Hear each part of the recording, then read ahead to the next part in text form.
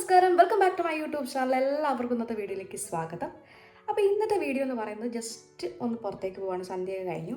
അപ്പോൾ ഒന്ന് ആശ്രമത്തൊക്കെ പോയി ഒന്നൊരു ചെറിയൊരു ഡ്രൈവ് അത്രേ ഉദ്ദേശിക്കുന്നുള്ളൂ. പ്രത്യേകിച്ച് വലിയ കാര്യങ്ങളൊന്നും ഇല്ല ഇന്നത്തെ വ്ളോഗിൽ. അപ്പോൾ ഞാനും അമ്മയും കൂടിയാണ് പോകുന്നത്. അപ്പോൾ പോകുന്ന വഴിക്ക് എന്തെങ്കിലും കാര്യങ്ങൾ വരികയാണെങ്കിൽ ഞാൻ അപ്പോൾ കാണിച്ചു തരാം. അപ്പോൾ നമുക്ക് പെട്ടെന്ന് തന്നെ വീഡിയോയിലേക്ക് പോകാം.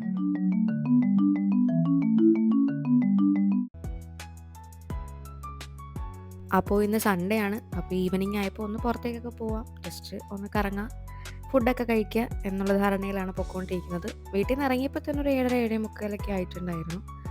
അപ്പോൾ സൺഡേ ആണല്ലോ, ആകെ നമുക്ക് പുറത്തൊക്കെ ഒന്ന് പോയി കുറച്ച് ടൈം സ്പെൻഡ് ചെയ്യാൻ കിട്ടുന്ന ഒരു ദിവസം. അപ്പോൾ ഇതിനിടയ്ക്ക് വേറൊരു സംഭവം കൂടെ ഉണ്ടായിട്ടുണ്ടായിരുന്നു. എനിക്ക് ഭയങ്കര സന്തോഷമായി അത് കേട്ടപ്പോൾ. കാരണം ഒരുപാട് പേര് ചോദിക്കുന്നുണ്ടായിരുന്നു, എന്ത് പറ്റി ഇപ്പോൾ വീഡിയോസ് ഒന്നും കാണുന്നില്ലല്ലോ, മറ്റേ ഡെയിലി വ്ളോഗ്സൊക്കെ വരുന്നതാണല്ലോ. അപ്പോൾ നമ്മുടെ വീഡിയോസും വെയിറ്റ് ചെയ്യുന്നവരും അല്ലെങ്കിൽ കാണാൻ ആഗ്രഹിക്കുന്നവരൊക്കെ ഉണ്ട് എന്ന് പറഞ്ഞപ്പോൾ ഭയങ്കര സന്തോഷം തോന്നി. മനഃപൂർവ്വം വീഡിയോസ് ചെയ്യാതിരിക്കുന്നതല്ല, എന്തെങ്കിലും കാര്യങ്ങളൊക്കെ ആയിട്ട് തിരക്കായി പോകുമ്പോൾ മുടങ്ങി പോകുന്നതാണ്. അപ്പോൾ എനിക്ക് പറ്റുന്ന രീതിയിൽ ഞാൻ മാക്സിമം വീഡിയോസ് ഇടാൻ ശ്രമിക്കുന്നുണ്ട്. അതാണ് ഞാൻ ഇന്ന് പുറത്തേക്ക് ഇറങ്ങിയപ്പോൾ എന്തായാലും ഒരു വീഡിയോ എടുക്കാം എന്ന് വിചാരിച്ച് ജസ്റ്റ് പുറത്തേക്ക് ഇറങ്ങിയത്.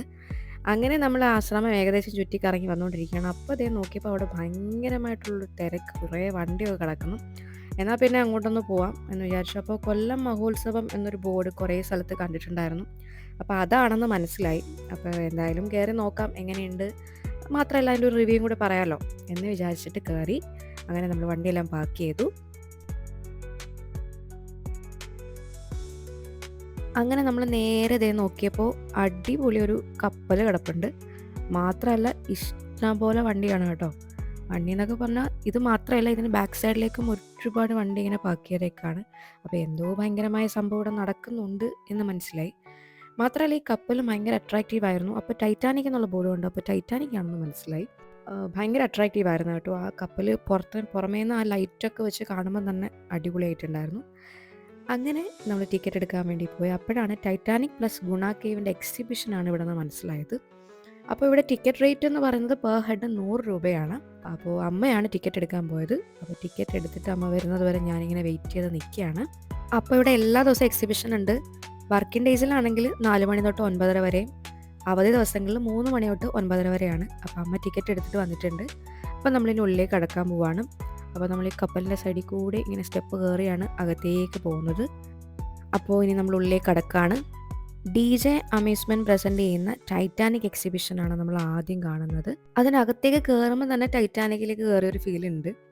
കാരണം നമ്മൾ സിനിമയിൽ ടൈറ്റാനിക് മൂവിയിൽ കാണുന്നത് പോലെ തന്നെ റൂംസിൻ്റെ ഏരിയാസൊക്കെയാണ് ആദ്യം തന്നെ കാണാൻ കഴിയുന്നത്. ശരിക്കും നന്നായിട്ട് പണിയെടുത്തിട്ടുണ്ട് എന്ന് മനസ്സിലാവുന്നുണ്ട്. നല്ലൊരു ഒറിജിനാലിറ്റി ഫീലൊക്കെ ഉണ്ട് കേട്ടോ. മാക്സിമം അവർ അതിന് വേണ്ടി ശ്രമിച്ചിട്ടുണ്ട്. അങ്ങനെ നമ്മൾ മുകളിലേക്ക് ചെല്ലുമ്പോൾ ഉള്ള കപ്പലിൻ്റെ വ്യൂ ആണിത്. പിന്നെ നമുക്ക് അതിനകത്തേക്ക് കയറുമ്പോൾ കപ്പൽ ഓടിക്കാനുള്ള ഫെസിലിറ്റിയൊക്കെ ഉണ്ട് കേട്ടോ. അതിന് വേണ്ടുന്ന അറേഞ്ച്മെൻ്റൊക്കെ അവർ ചെയ്തിട്ടുണ്ട്. എന്നാൽ പിന്നെ ഞാൻ കുറച്ച് നേരം കപ്പൽ ഓടിക്കാം എന്ന് വിചാരിച്ചു. ഞാനും കുറച്ച് നേരം കപ്പൽ ഓടിച്ച് നോക്കിയിട്ടുണ്ടായിരുന്നു. അത് ഇളകി വീഴുമോ എന്നുള്ളൊരു സംശയം മാത്രമേ ഉണ്ടായിരുന്നുള്ളൂ. അതിനൊരു ചെറിയൊരു കുലുക്കമുണ്ട് ഗൈസ്. അങ്ങനെ നമ്മൾ അവിടെ നിന്ന് ഫോട്ടോസും വീഡിയോസൊക്കെ എടുത്തിട്ട് ഇനിയിപ്പോൾ നമ്മൾ അതിന് താഴേക്ക് ഇറങ്ങുകയാണ്.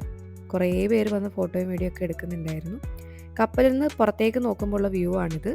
അപ്പോൾ ഇവിടെ കണ്ടു നിന്നപ്പോൾ വിചാരിച്ചു ഇത്രയേ ഉള്ളൂ എന്നാണ് വിചാരിച്ചത്. മാക്സിമം നമ്മൾ സിനിമയിൽ കാണുന്ന കുറേ കാര്യങ്ങളൊക്കെ അവർ കൊണ്ടുവരാൻ ശ്രമിച്ചിട്ടുണ്ട്. അത് കഴിഞ്ഞ് താഴേക്ക് ഇറങ്ങി ചെന്നപ്പോൾ ഇനിയുണ്ട്, കഴിഞ്ഞിട്ടില്ല. അപ്പോൾ ആ മൂവിയിലെ എല്ലാ ക്യാരക്ടേഴ്സിൻ്റെയും പിക്ചേഴ്സാണ് 2 സൈഡിലും കൊടുത്തിട്ടുള്ളത്. മാത്രമല്ല ആംബിയൻ മ്യൂസിക്കായിട്ട് ടൈറ്റാനിക്കിലെ പാട്ട് തന്നെയായിട്ടുള്ളത് നമ്മുടെ റോസാണിത്. അപ്പോൾ എല്ലാം കൊണ്ടൊരു നല്ലൊരു ഫീലാണ് കേട്ടോ. നമുക്ക് ശരിക്കും ആ ഒരു മൂവി കണ്ടിട്ടുള്ളവർക്കറിയാം, ആ ഒരു സിനിമയിൽ നമുക്ക് കിട്ടുന്ന ഒരു ഫീലുണ്ട്. അത് ശരിക്കും നമുക്ക് അതിൻ്റെ ഉള്ളിൽ കിട്ടുന്നുണ്ടായിരുന്നു. ശരിക്കും നല്ല രീതിയിൽ അറേഞ്ച് ചെയ്തിട്ടുണ്ട്. ഇത് നമ്മുടെ നെക്ലേസാണ്. അത് കഴിഞ്ഞ് നമ്മൾ ചെല്ലുന്നത് ഈ ഒരു ഏരിയയിലേക്കാണ്. ഇത് ശരിക്കും ഭയങ്കര ഒറിജിനാലിറ്റി ഫീൽ ഉണ്ടായിരുന്നു കേട്ടോ. ശരിക്കും ഫിലിമിൽ കാണുന്നത് പോലെ തന്നെ ഉണ്ടായിരുന്നു. അപ്പോൾ നേരെ നമ്മുടെ ജാക്ക് നിൽപ്പുണ്ട്. ടൈറ്റാനിക് ഫിലിം കാണാത്തവരായിട്ട് ആരും തന്നെ ഉണ്ടാവില്ല എന്നാണ് എനിക്ക് തോന്നുന്നത്. അപ്പോൾ കണ്ടിട്ടുള്ളവർക്ക് ഇത് പെട്ടെന്ന് കണക്റ്റ് ആവും. അതിൽ ഓരോ സീനും നമുക്ക് ഓർമ്മ വരും. എന്തായാലും ഇവിടെ വരെ വന്നതല്ലേ, എന്നാൽ പിന്നെ ജാക്കിൻ്റെ കൂടെ നിന്ന് കുറച്ച് നേരം വീഡിയോ ഒക്കെ എടുക്കാമെന്ന് വിചാരിച്ചു. അങ്ങനെ ഞങ്ങളൊരു സെൽഫിയൊക്കെ എടുത്തിട്ട് സ്റ്റെപ്പൊക്കെ ഇറങ്ങി നമ്മൾ താഴേക്ക് ചെല്ലുമ്പോൾ ശരിക്കും ആ തൂണൊക്കെ നമുക്ക് ഒറിജിനലായിട്ട് അങ്ങനെ ഒരു സാധനം ഉണ്ടോ എന്ന് നമുക്ക് തോന്നുന്നുണ്ട് കേട്ടോ. പിന്നെ ഈ ലൈറ്റിൻ്റെ ആംബിയൻസ് ആയാലും എല്ലാം കൊണ്ട് കൊള്ളാം, നല്ല രീതിയിൽ അറേഞ്ച് ചെയ്തിട്ടുണ്ട്. പിന്നെ നമുക്കവിടെ ഒരുപാട് ചെയർസ് അറേഞ്ച് ചെയ്തിട്ടുണ്ട്, നമുക്കവിടെ ഇരിക്കാം. അപ്പോൾ ഇത്രയും നടന്ന് ക്ഷീണിച്ച് വരുന്നവർക്ക് കുറച്ച് നേരം അവിടെ വന്നിരുന്ന് റിലാക്സ് ചെയ്യാനൊക്കെ നല്ലൊരു സ്ഥലമാണ്. അങ്ങനെ കുറേ നേരം അവിടുത്തെ ഫോട്ടോയും വീഡിയോ ഒക്കെ എടുത്ത് കുറച്ച് നേരം വന്നിരുന്നു. അങ്ങനെ ഇരുന്ന് അവിടുത്തെ ഭംഗിയൊക്കെ കണ്ട് ഇങ്ങനെ ഇരിക്കുകയാണ്.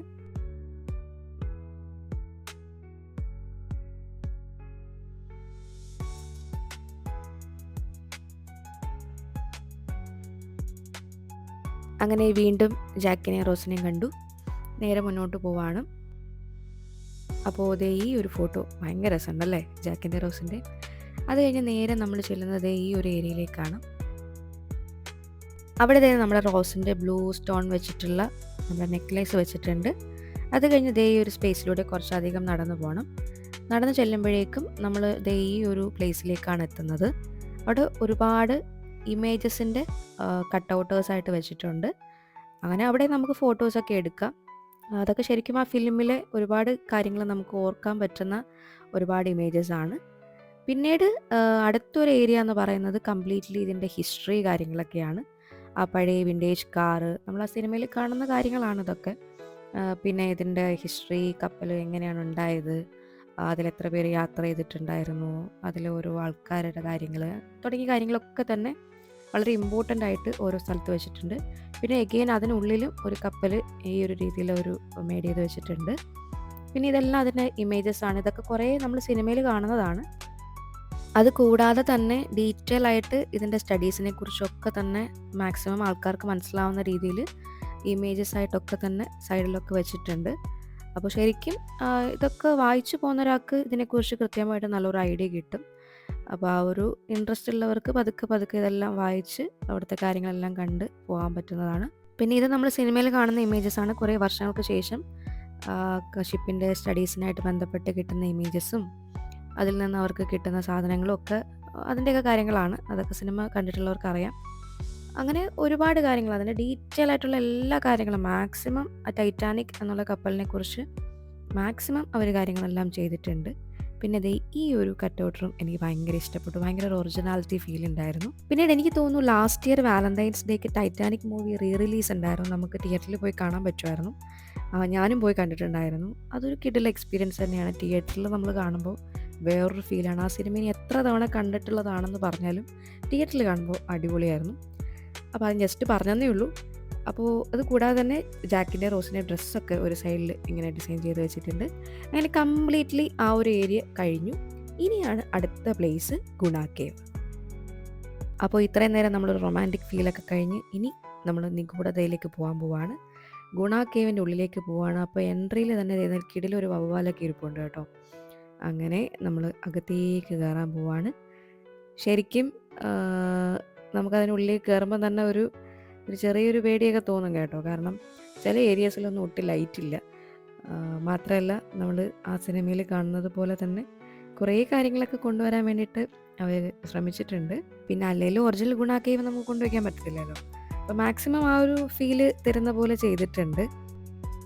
പിന്നെ ഇതിൽ കൂടെ നടന്നു പോകുമ്പോഴെല്ലാം ആ സിനിമയിലെ ഡയലോഗ്സ്, സുഭാഷേ എന്നുള്ള വിളി, പിന്നെ അതിൽ ആ ഒരു അതിനുള്ളിലേക്കൊക്കെ ഇറങ്ങുമ്പോൾ ഉള്ള BGM സ്കോർ, ശരിക്കും ആ സിനിമയുടെ മെയിൻ ഹൈലൈറ്റ് എന്നുള്ളത് തന്നെ BGM സ്കോറാണ്. അതാണ് കേട്ടോ ഇതിൽ റൺ ചെയ്തുകൊണ്ടിരിക്കുന്നത്.